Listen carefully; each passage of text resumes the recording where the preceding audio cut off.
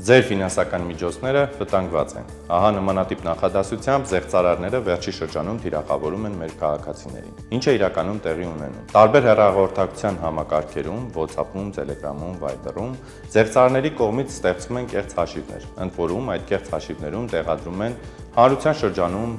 հայտնի որևէ անձի լուսանկար կամ նրանց թիրախում գտնվող քաղաքացու ազգակցական կամ ընկերական կապերից որևէ անձի լուսանկար։ Այնուհետև տվյալ կեղծ հաշվի միջոցով կապ են հաստատում քաղաքացու հետ։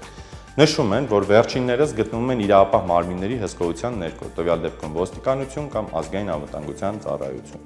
Այնուհետև խնդրում են, որ վերջինս իր ֆինանսական միջոցներով օգնություն ցուցաբերի իրեն, քանի որ տվյալ քաղաքացին եւս կարող է հնարավոր ֆինանսական վնասներ կրել։ Այն քաղաքացին, ով վստահում է նման հաղորդագրությանը, շարունակում է նամակագրություն վարել զեղծարարի հետ եւ զեղծարարները քաղաքացուն են փոխանցում մեկ հեռախոսահամար եւ ասում են, որ վերջինիս հետ կապ կհաստատեն իրավապահ մարմնի ներկայացուցիչները։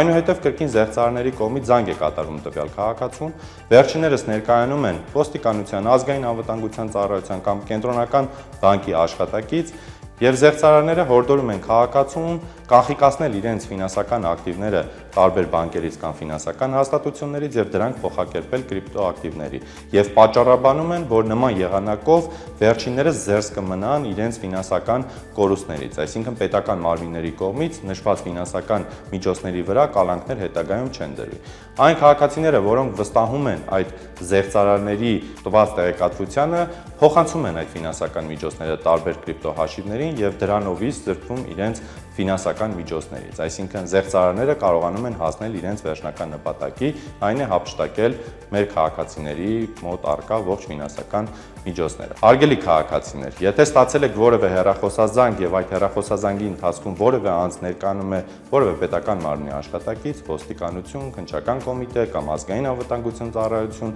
եւ ձեզանից այդ աշխատակիցը ենթադրյալ պարտադրում է, որպեսզի դուք